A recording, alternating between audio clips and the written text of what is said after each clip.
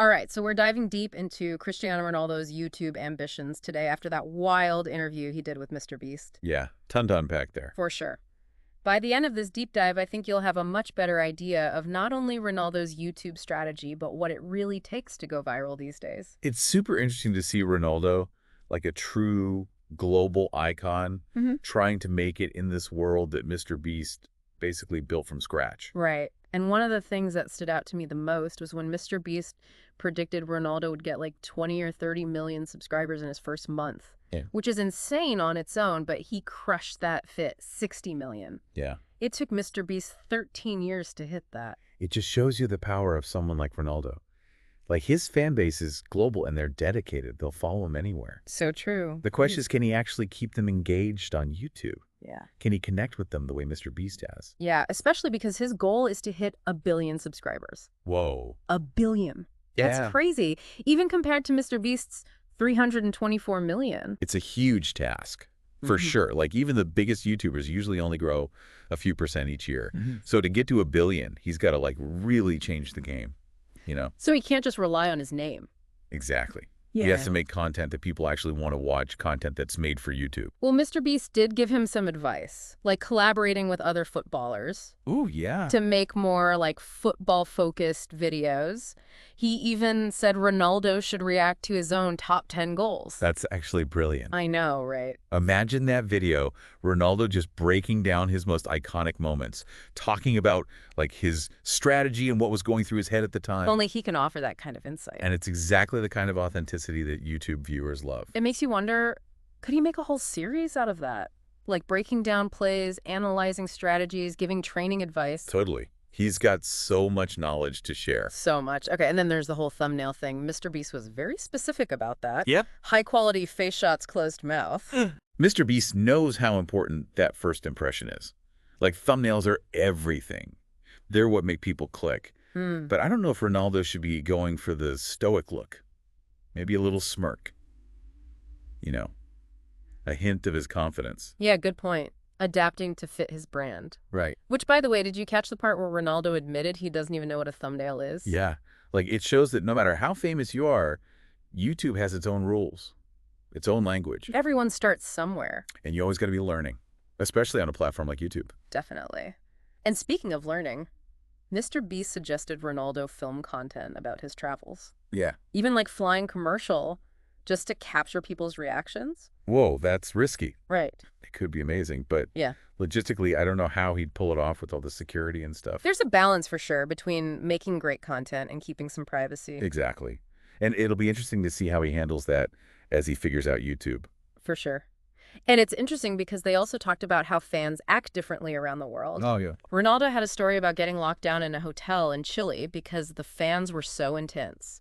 Wow. Compared to MrBeast, who said U.S. fans are pretty chill. Yeah, here they're way more laid back.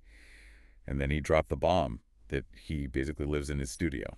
Doesn't even leave. Talk about dedication. It really shows you the kind of commitment it takes to be at the top of YouTube. It's not just a hobby, it's a lifestyle. And then we get to the crazy part. MrBeast casually mentions being buried alive for 7 days and spending a week in solitary confinement.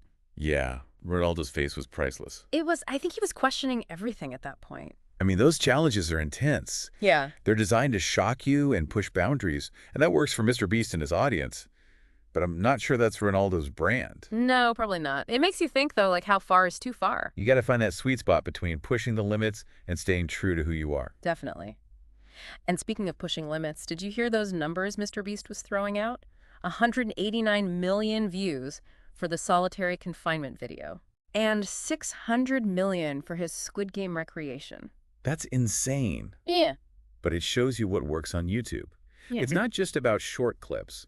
It's about long-form content that keeps people glued to their screens. His Last to Leave Circle challenge has almost 500 million views. That's the power of endurance challenges. Yeah. People love seeing how far someone can push themselves. And then there's the Laugh Last challenge with all the biggest YouTubers. He broke the 24-hour view record with that one. That was pure genius. Bringing all those audiences together. Yeah. It's like they all amplified each other's reach. The Avengers of YouTube. Exactly. And it shows you how important collaboration is in this world.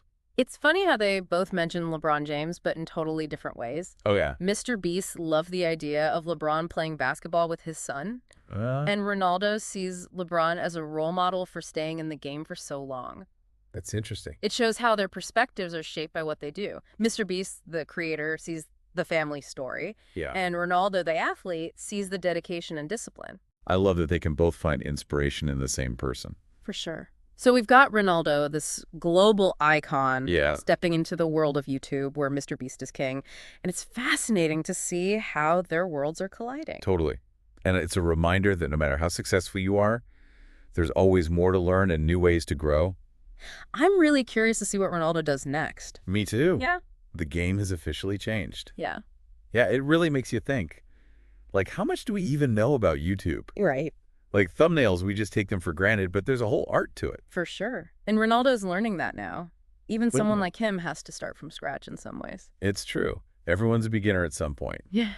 And watching him figure it out is actually pretty cool. Yeah, he seems to be taking it seriously, asking all the right questions. He knows this is a different game. Yeah. You can't just show up and expect millions of views. You got to earn it. Exactly. Yeah. You got to connect with people on a personal level, build that relationship. So what kind of content will work for him? He's got the fans, but how does he keep them coming back for more? Well, I think MrBeast's advice about working with other footballers is spot on. Like, that's what people want to see. Imagine him doing a challenge with Messi or a skills video with Neymar. That would break the internet. For sure. It's about mixing his football skills with what works on YouTube. And don't forget that idea of him reacting to his own goals. Oh, yeah. That's gold. Yeah. Like giving us a glimpse into his mind during those legendary moments. It makes him more human, you know? Exactly. Like we get to see the passion, the strategy, everything that went into those goals. It's all about being relatable, like Mr. Beast said. Right. It's not just about the crazy stuff.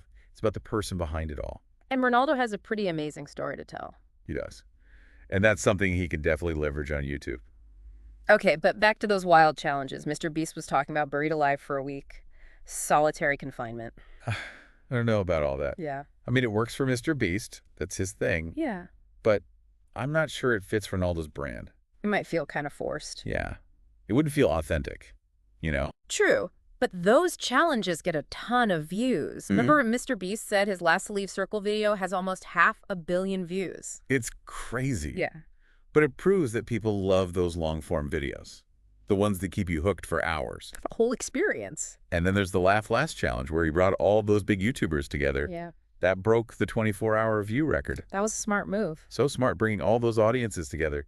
They all benefited from it. The power of collaboration. Exactly. It's a lesson we can all learn from. And speaking of learning, it's funny how they both talked about LeBron James, but in totally different ways. Oh, yeah. How so? Mr. Beast was fixated on the father-son dynamic, like LeBron playing with his son. Oh, that's cute. And Ronaldo sees LeBron as an example of how to stay at the top of your game for decades. That's interesting. Like, you both see different things in the same person. It's all about perspective, you know? Totally. MrBeast, the creator, sees the family angle. Yeah.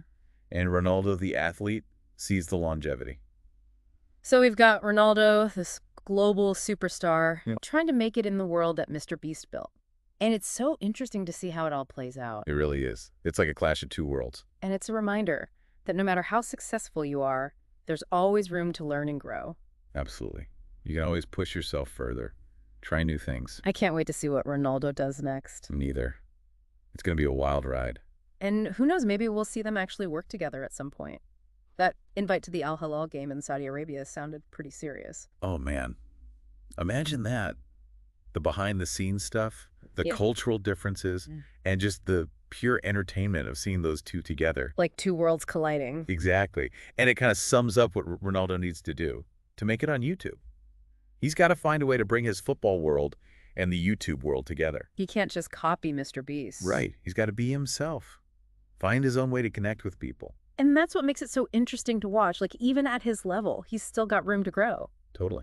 It's inspiring, you know? You never stop learning, no matter what you've achieved. So as we wrap this up, the big question is, what kind of legacy will Ronaldo build on YouTube? Will he actually hit 1 billion subscribers? What kind of crazy content will he make? Only time will tell. But one thing's for sure, he's changing the game.